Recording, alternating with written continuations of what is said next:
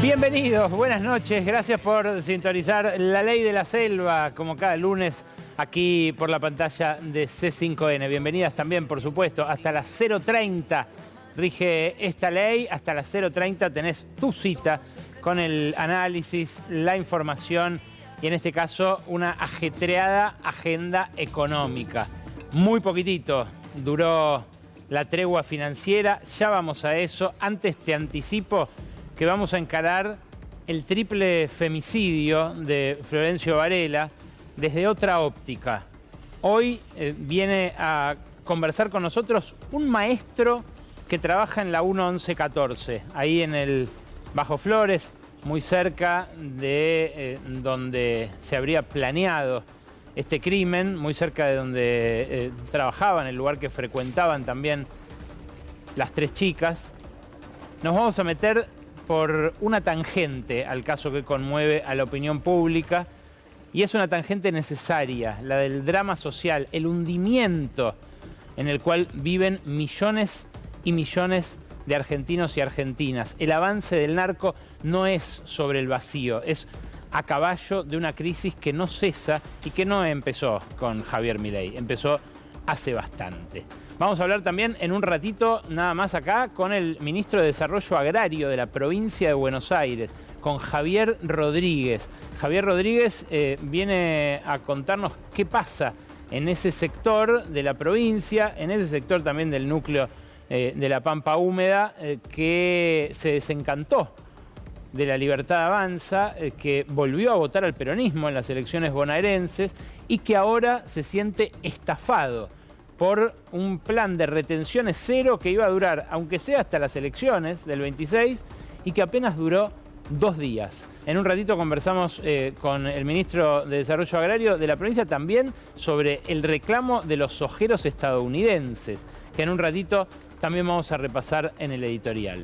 Pero, claro, lo que primero anunció Caputo en aquel lunes de furia en el cual no sabía si iba a conseguir el respaldo de Donald Trump, aquel tuit de Scott Bessent, del secretario del Tesoro, que hace un ratito un empresario me decía, el ministro vio cuando lo emitieron, no tenía idea de que iba a ser así, de que iba a ser así de contundente también el respaldo, y por eso anunció lo de las retenciones, porque no tenía garantizado ese respaldo estadounidense.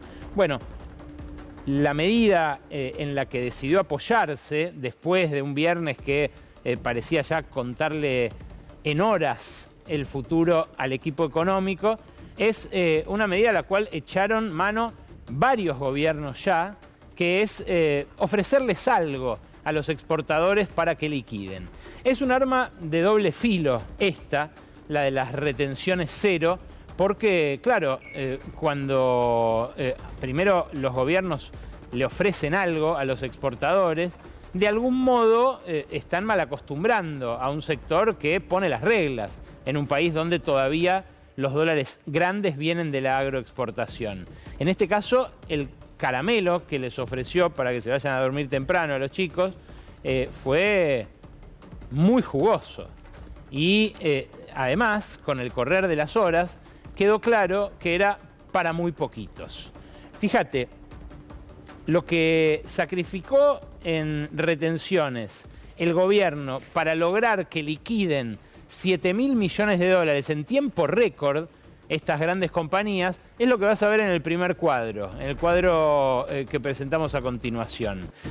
Las declaraciones juradas de la soja fueron las que concentraron prácticamente el 80% entre la soja y sus subproductos de lo liquidado por esos exportadores. Claro, también concentra el grueso de la pérdida de derechos de exportación, que es lo que se ve ahí en los primeros renglones, ¿no? Acá están las toneladas, acá están los millones de dólares que aportó cada uno de estos productos, y ahí la pérdida en retenciones. Fíjense que para obtener una liquidación de 7.000 millones de dólares, que eso es lo que dice el total ahí abajo, esas 19 millones y medio de toneladas, sacrificaron 1.540 millones de dólares en retenciones. con ese dinero, que es solamente esta rebaja, ahora vamos a ver si contabilizamos las rebajas que ya habían hecho en el año para convencerlos de que liquiden, con ese dinero, por ejemplo, se podía haber costeado la emergencia en discapacidad. Emergencia en discapacidad que vetó el gobierno y que, bueno, insumía más o menos esos fondos en la estimación más conservadora de la Oficina de Presupuesto del Congreso. Claro, la suba de esta ventaja para la suba de la apuesta en la ventaja para los agroexportadores se suma a lo que ya se había implementado a fines de enero de este año y que había regido hasta inicios de julio. Claro, después, se acordarán ustedes, hubo una rebaja de las alícuotas. El presidente va a la rural, anuncia que esa rebaja se va a hacer permanente y dice no sirven las rebajas temporarias. Esto fue hace apenas 2 meses y ahora, urgido por esta estampida hacia el verde, el ministro anuncia otra rebaja temporaria, en este caso a 0. Ahora, al comparar lo que podría haberse recaudado antes de la primera rebaja, antes de la segunda rebaja y antes de esta mega promoción por tiempo limitado, nos podemos aproximar a la verdadera pérdida, al verdadero sacrificio fiscal, que es lo que vemos en esta otra tabla a continuación. El sacrificio fiscal verdadero del gobierno fue de cerca de 3.000 millones de dólares. Claro, ¿cómo se ve esto? Bueno, lo que al principio recaudaron hasta el 27 de enero es lo que liquidaron en un principio los exportadores. Todavía no era época de gran liquidación. Cuando a fines de enero ven que hacía falta apurar esa liquidación, todavía no estaba el acuerdo con el Fondo Monetario, bueno, sacrifican los primeros 1.000 millones de dólares. Este trabajo es del MATE, del Mirador de la Actividad del Trabajo y la Economía, que, bueno, integran investigadores rosarinos, bien cerca del puerto por el que salen los granos. A esos 1.011 millones de dólares se le suma luego el sacrificio de la ventanita de julio. Y ese sacrificio es de otros 115 millones de dólares. Claro, el grueso de lo que sacrifica el fisco ahora son 1.941 millones de dólares, que totaliza más de 3.000 millones. ¿Y por qué son 1.941 estos que sacrificaron y no los 1.540 que les mostré antes? Porque esto suma la rebaja actual a la rebaja que ya se había efectuado para intentar convencerlos de que liquidaran algo que no liquidaron y que esperaban liquidar ahora, en los últimos meses del año. La pregunta es, ¿qué va a pasar el año que viene si hay un remanente de liquidación a la espera de liquidarse? ¿Los convencerán con 3, 4 puntos, con 5, con 10? ¿O pedirán de vuelta retenciones 0? ¿Y qué tal si ese remanente se hace más grande por la expectativa de un programa de retenciones 0 como este? Es un muy mal precedente el que sentó el ministro Caputo, él lo sabe, pero lo hizo desesperado por, no la semana pasada, la semana previa, que, insisto, parecía llevárselo puesto. Claro, esto fue algo para muy poquititas empresas. Esto que vas a ver ahora la verdad no lo mostró casi nadie, porque estas empresas son empresas muy poderosas a su vez. No solamente acá, en la Argentina, son muy poderosas a nivel mundial. Acá ves las que más exportaciones registraron en esos 2 días de furia en los cuales Argentina registró más exportaciones que nunca en la historia de la agroindustria. Es más, diría yo, ningún país debe haber exportado tanto, debe haber declarado tantas exportaciones como Argentina en esos primeros 2 días de la semana pasada. Cargill se quedó con un 20% de las declaraciones. Louis Dreyfus Commodities, abajo en un segundo lugar, con el 15%. Aceitera General Dehesa, la primera de las argentinas de la lista, con un 13%. Bunge con un 12%. Cofco, los chinos, con un 11%. Molinos, también Argentina, con un 10% de los Pérez Companc. Viterra, luego con un 6% y las demás con ese resto. Claro, algunas embolsaron más en retenciones que lo que declararon, porque exportaron más grano crudo, sin procesar. Y ese grano es el que más retenciones paga, lógicamente, porque la idea de las retenciones diferenciadas, escalonadas, es que se agregue valor acá, que por lo menos se haga el crushing y se exporte harina, se exporte aceite o se exporten pellets de soja. Bueno, lo que están viendo de todas maneras, más allá de ese matiz, es que el 90% está concentrado en estas compañías que ves acá. Las primeras 7 empresas concentran 90% de las exportaciones declaradas. Y además, esas exportaciones no se embarcan automáticamente. Son registros, son formularios. Y los tiempos de embarque declarados indican que solamente un 9% de lo declarado se va a embarcar ahora en octubre. Ustedes me dirán, ¿cómo puede ser algo así? Bueno, lo permite la ley, no es nada ilegal. La ley permite especular declarando exportaciones de granos que todavía no se poseen. Y por eso es que se pusieron en pie de guerra los productores que producen esos granos. Los dueños de los campos, los inquilinos, los que invierten, los que corren riesgo, que vieron como un puñado de multinacionales, sobre todo, aunque hay un par de argentinas, se quedaban con todo el beneficio que les habían prometido a ellos de acá hasta finales de octubre. Claro, en noviembre del 2025 se van a embarcar, tenemos un grafiquito con la fecha de embarque comprometida. En noviembre se va a embarcar un 20%, en diciembre un 50%. Estas son las fechas que declararon que van a utilizar para los embarques de los granos.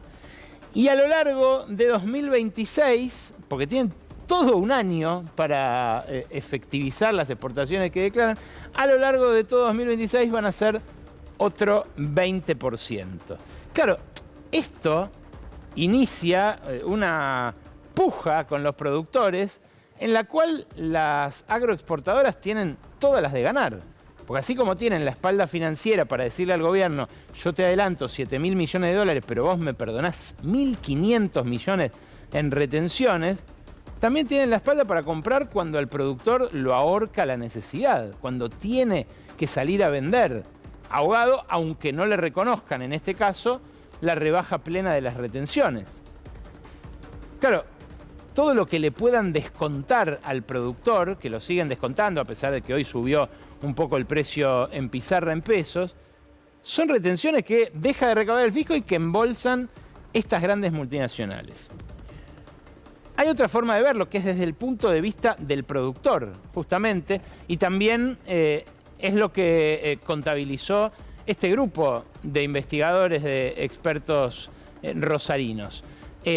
Los productores vendieron unas 3,5 millones de toneladas en ese lapso de retenciones cero.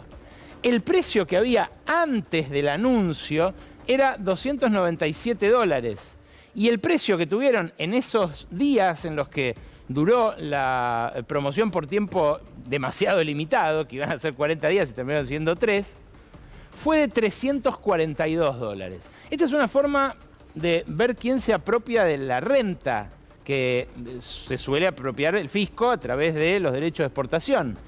Debió haberse incrementado un 35% el precio entre el viernes fatídico de Caputo y el lunes en el cual se vendieron estos 3,5 millones de toneladas, pero solo aumentó un 15%, porque el 20% es lo que se quedaron, insisto, ese puñado de acopios de grandes agroexportadoras que, hicieron, en este caso, un excelente negocio. Claro, los otros que perdieron, además de los productores argentinos, son los farmers yanquis, que pusieron de inmediato el grito en el cielo por el apoyo que al mismo tiempo le estaba dando Donald Trump a Javier Milei. Un apoyo que tiene más que ver con la afinidad ideológica, con el interés de mantener un foco de extrema derecha en el sur del continente, que con una relación bilateral.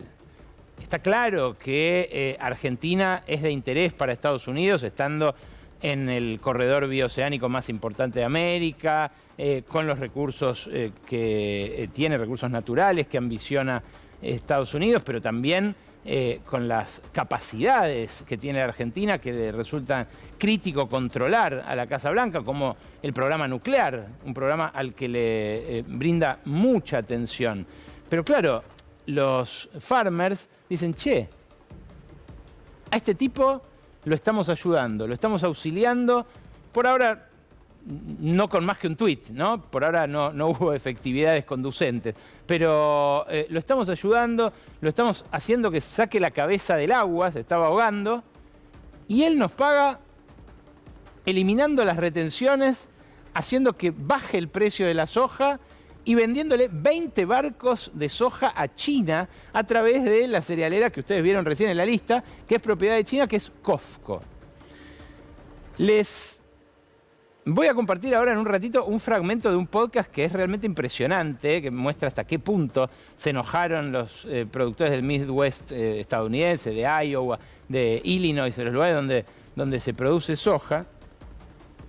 Pero antes, déjenme transmitirles algo de lo que ocurrió en esta reunión.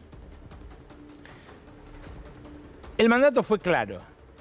Lo que le dijeron a Milei es: tenés que volver a los acuerdos de la ley bases. Lo que te hace falta para las reformas que vienen ahora, la reforma previsional, la reforma fiscal, la reforma laboral, son consensos que solamente te pueden dar alianzas en el contexto en el que estás vos.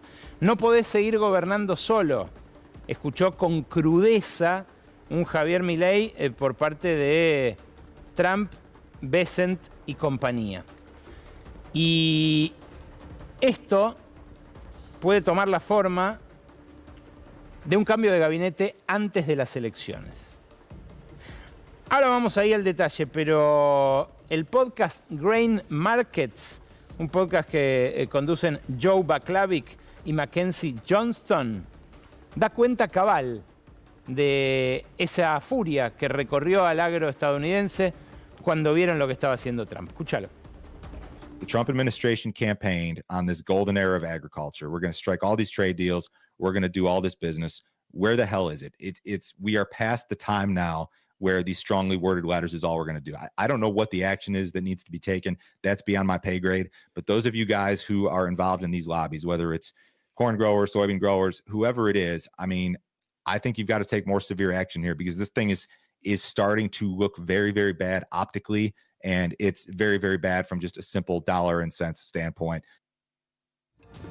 Claro, las cosas que dicen en un podcast habitualmente técnico sobre mercados granarios son lapidarias. Dicen, llamen a sus lobistas, metan presión, hagan lío, como decía el Papa, porque esto está pasando del castaño oscuro, nos están dañando. Y es algo que empieza a ocurrir con la ultraderecha a nivel global, que entran en colisión los sectores más conservadores, ligados a la, en este caso a la producción rural, pero en general ligados a la producción, con los sectores financieros, de los cuales históricamente recelaron y que ahora ven, claro, Scott Bessent es un magnate de Wall Street, un millonario que aparece para los productores de granos del Midwest como una especie de arribista.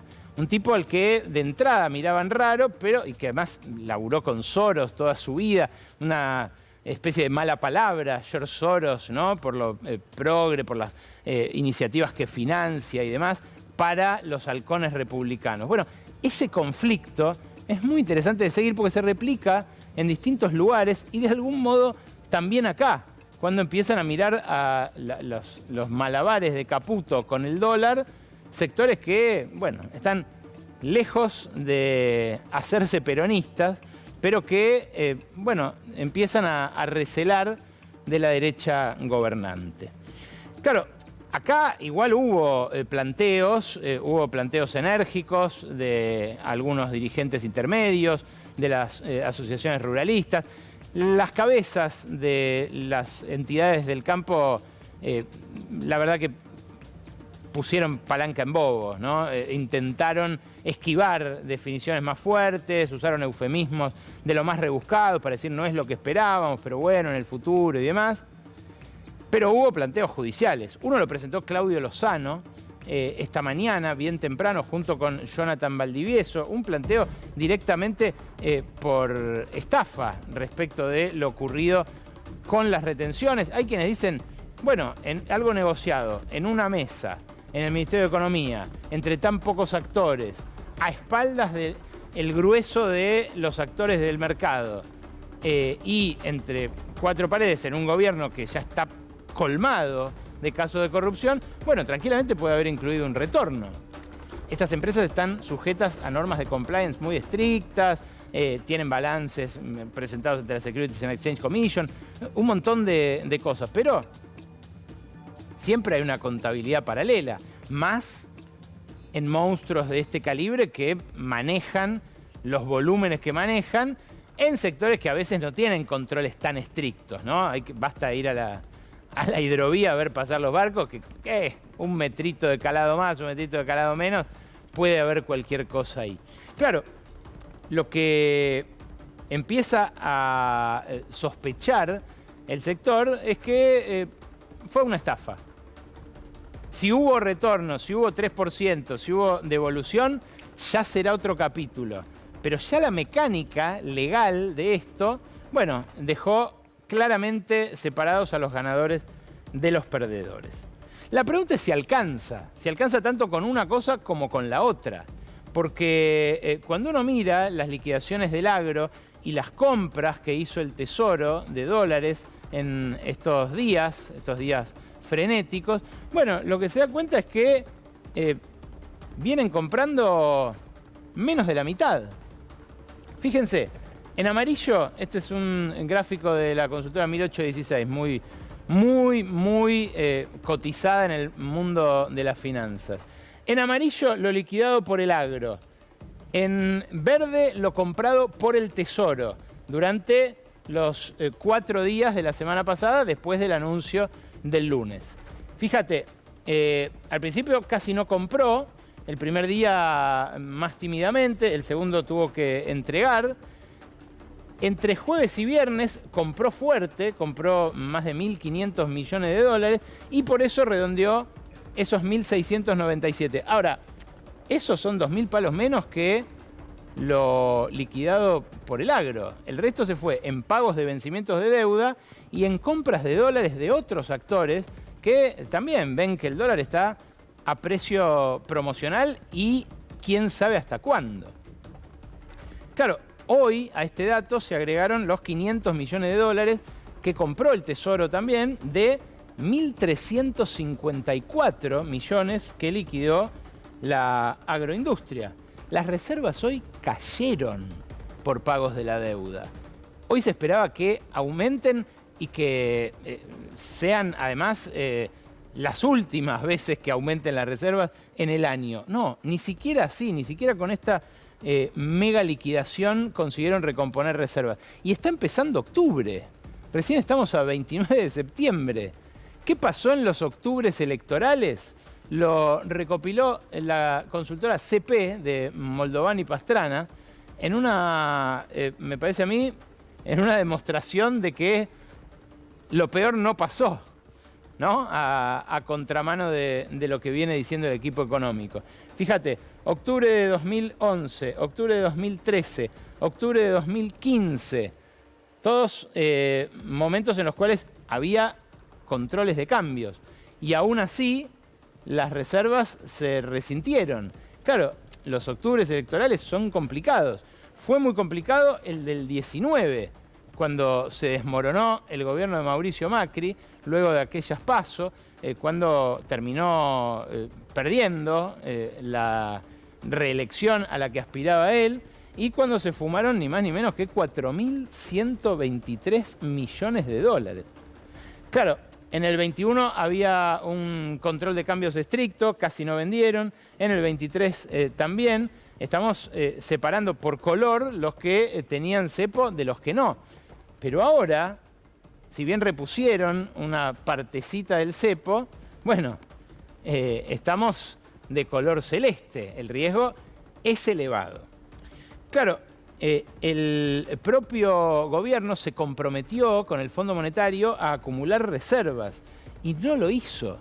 No lo hizo porque eligió mantener un tipo de cambio atrasado, seguir fomentando la salida de divisas por viajes, por atesoramiento, por importaciones, por lo que sea, y llegar a las elecciones de la mejor manera posible. ¿Cuánto abajo está de la meta del Fondo Monetario? Bueno, esto que ves en el gráfico. Todo este tiempo, o sea, todo este año estuvo por debajo de la meta inicial que el Fondo Monetario le rebajó y que aún así no cumplió. Ni siquiera después de la revisión del Fondo Monetario que le reforzó las reservas allí hacia junio-julio. Claro, si están por debajo, más de 5.000 millones de pesos por debajo de lo comprometido en acumulación de reservas, y ahora viene lo peor, bueno, el final les aparece cantado a los inversores. Por eso hoy volvieron a presionar contra el tipo de cambio y por eso hoy volvió a tener que vender en el mercado de futuros el propio Banco Central, cobertura para que no se escape más de lo que ya se escapó, que esos 30 mangos, en un contexto en el que además empezó a crecer la brecha, volvió a aparecer una brecha entre el oficial y los paralelos por lo que se restituyó de las restricciones para operar en el mercado oficial y en los paralelos.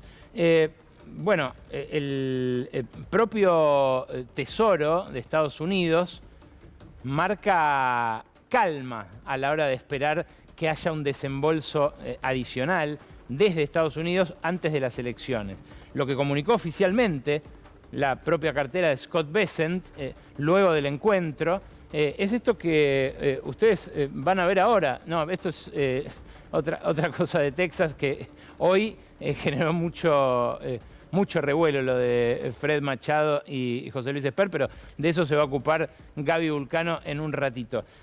Lo que publicó el Tesoro, lo que publicó Scott Bessent, es un comunicado donde dice que va a ser recién después de las elecciones la ayuda que pueda aparecer contante y sonante de su cartera. Inmediatamente después de la elección comenzaremos a trabajar con el gobierno argentino en sus pagos de capital, dijo el comunicado que divulgó aquí la Embajada de los Estados Unidos, pero que fue emitido por el Tesoro. Claro, el Tesoro también incluyó, tanto en esta declaración como en el tuit de Scott Bessent, la condición de abandonar el swap de monedas con China. El swap de monedas con China viene ya desde hace más de 15 años, pero fue activado por el peronismo en el tramo más complejo de la crisis cambiaria que azotó al gobierno de aquel momento. En 2023 activaron un tramo del swap por 5.000 millones de dólares. Y con esos 5.000 millones de dólares financiaron importaciones y parte también de venta de dólares a quienes hacían viajes al exterior.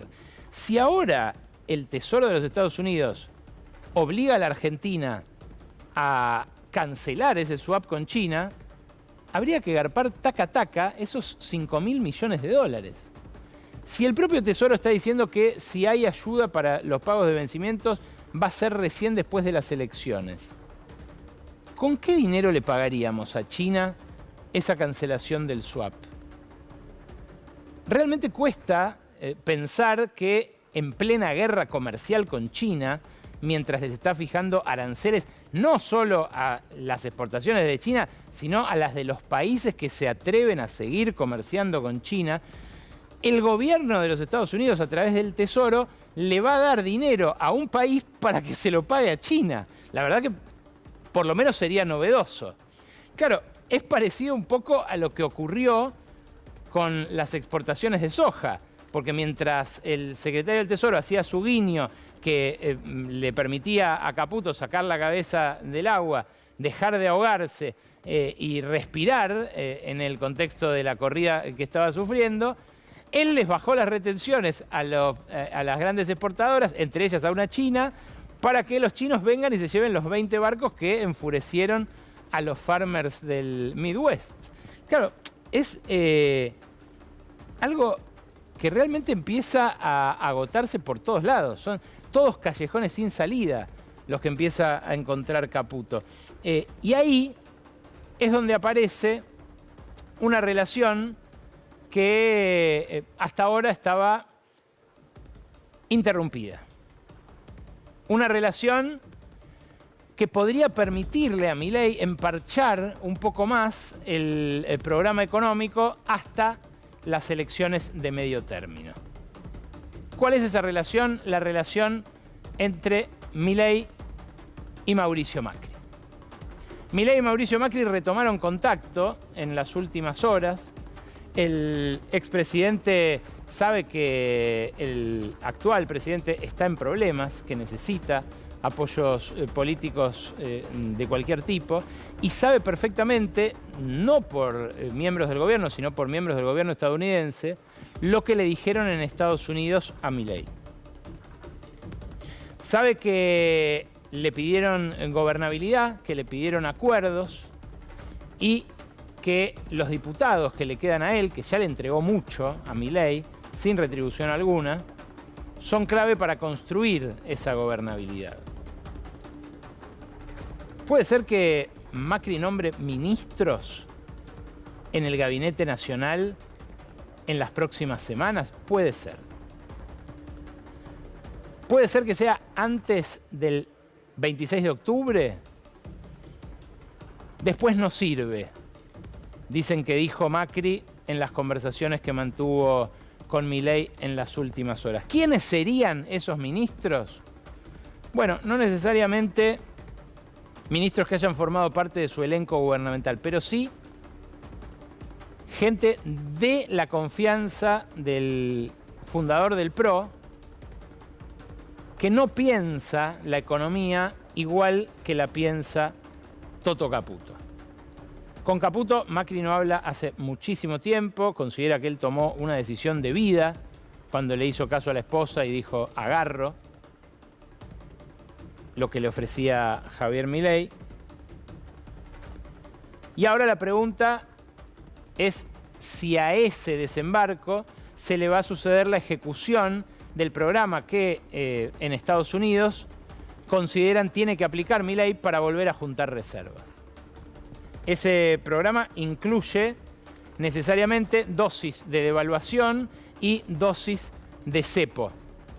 Y ahí el establishment estadounidense, lo que expresaban incluso algunos referentes del Fondo Monetario Internacional que fueron expulsados, como Gita Gopinath, la número 2 hasta hace un par de semanas apenas en el Fondo Monetario, que cuando se conoció el apoyo del lunes pasado de Scott Bessent, escribió esto: el apoyo estadounidense sin duda ayuda a prevenir fluctuaciones cambiarias especulativas. Sin embargo, un progreso duradero requerirá que Argentina adopte un régimen cambiario más flexible, o sea, que deje de estar encajonado por bandas, que deje de intervenir el Banco Central para evitar devaluaciones, acumule reservas y genere apoyo para sus reformas internamente. Esto es lo que quiso decir Gita Gopinath durante casi 2 años y no la dejaron, porque Trump, desde el Tesoro, le decía al Fondo Monetario, como su principal accionista, que lo tenía que ayudar a Milei. El Fondo Monetario habría sido mucho más duro, en un Fondo Monetario en el cual además desprecian a Caputo como ministro de Economía. Pero claro, el gobierno, antes que hacer esto que sugiere Gita Gopinath, eligió reponer una partecita del cepo. Y el ministro de Economía, el viernes en televisión, lo defendía así. Escuchá. Se cortó simplemente un kiosco de unos pocos que arbitraban los dos mercados. Que es realmente, estamos hablando de de, no sé si decirte 20 personas. Este es el rulo. Pero más o menos. Entre 50, 1423, 1462, es una diferencia, comprar, vender. Y es una buena medida, Johnny, ¿por qué? Porque lo favorece a los argentinos, porque nosotros esto que hicimos, ¿para qué también lo hicimos? Para recomponer aún más reservas, ¿no? Y fíjate, ayer el Tesoro, de lo que liquidó el campo, solo pudo comprar el 25%. Claro. Hoy, con esta medida, compró el 77%. Es decir, compramos 1.345 millones solamente hoy, de un total que liquidó el agro de 1.745. O sea, hoy, con esta medida, compramos el 77%. Es decir, los argentinos están mejor con esto. Compramos más de casi 1.400 millones de dólares. Y esto va a ser lo mismo lunes y martes cuando sigan liquidando. Por lo tanto, como dice Fede, se fortalece el balance, digamos, la solidez del Tesoro, el balance del Banco Central, se favorecen todos los argentinos. Qué mal envejeció ese fragmento, ¿eh? Qué mal. Fíjate que hoy no pasó nada de lo que el viernes a la noche dijo el ministro que iba a pasar. No volvieron a comprar el 77% de lo liquidado, al revés, compraron menos de la mitad. No reforzaron las reservas, al revés, cayeron. Y surgen varias preguntas además de lo que dijo. Pues si establecer esas restricciones era algo bueno para los argentinos, ¿por qué no lo hicieron antes? ¿Por qué dejaron que se les escurran 4.000 millones de dólares en el rulo de los que compraban en el oficial y vendían en los paralelos? Porque ahí había una ganancia que hacían algunos peces gordos y un montón de individuos sueltos que la vieron. Claro, dice, corta un kiosco. Si era un kiosco, ¿por qué no lo cortó antes? La verdad, genera un montón de interrogantes un ministro que va emparchando lo que dice un viernes al lunes siguiente. Claro, la brecha, como les decía al principio, está subiendo. Ya ahora no hay posibilidad de arbitrar. Fíjate que la brecha con el paralelo blue y el financiero, lo vamos a ver en el siguiente gráfico, se disparó a partir de la semana pasada. Esa disparada, ahí tenés la brecha en amarillo con el dólar bolsa, en blanco con el dólar blue, y bueno, ahora que no hay más rulo con el dólar bolsa, lo que aparece es el puré con el dólar blue. Va a haber quienes lo compren en el oficial y lo vendan en el paralelo, pero ya en negro, para hacer esa misma diferencia. Claro, de todas las maneras posibles, todos los que pueden se dolarizan. Y es lo que marcó el mismo viernes el informe cambiario del Banco Central. Ya son más de 17.000 millones de dólares los que los argentinos compraron sin asignación específica, o sea, para ahorrar, para atesorar, para lo que sea, desde mitad de abril, cuando apareció el rescate del Fondo Monetario y cuando el equipo económico decidió liberar todos los controles para las personas físicas. Casi 18.000 millones de dólares, o sea, más que lo que desembolsó el Fondo Monetario, que decían en el gobierno no vamos a tocar, pero que empezaron a tocar cuando el dólar tocó el techo de la banda. Si no aparece el dinero que prometió Scott Bessent antes de las elecciones, si Milei encuentra que la campaña sigue como está siendo hasta ahora, más bien agria para el oficialismo, con incursiones como la de hoy de Tierra del Fuego, donde termina abucheado, donde termina apurando el acto del propio presidente para no verse sometido otra vez a una lluvia de brócolis, de piedras o de lo que sea. Bueno, seguramente el mercado también huela sangre y también acelere una presión que la semana pasada creíamos iba a aplazarse hasta después de las elecciones. Si en ese contexto aparece Macri en auxilio del presidente, seguramente intentará cobrar su parte, lo que no pudo cobrar el año pasado del apoyo a la ley Bases y a todas las demás leyes que consiguió aprobar el oficialismo. Lo seguro es que si le va mal en las elecciones, Milei va a estar más solo que nunca. porque Trump y Bessent lo pueden acompañar, sí, estas semanas, pueden hacer un esfuerzo adicional, pero lo van a dejar en la puerta nomás del cuarto oscuro.